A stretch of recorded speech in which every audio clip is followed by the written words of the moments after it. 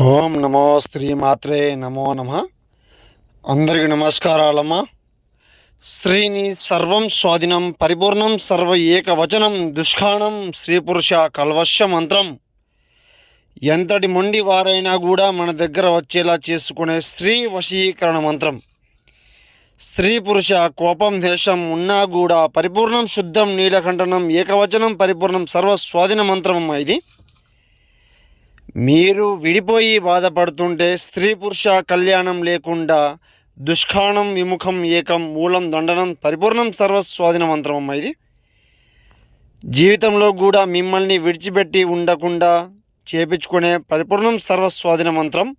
స్త్రీ పురుషం ఏకం వచనం పరిపూర్ణం మంత్రం ప్రతిష్టం.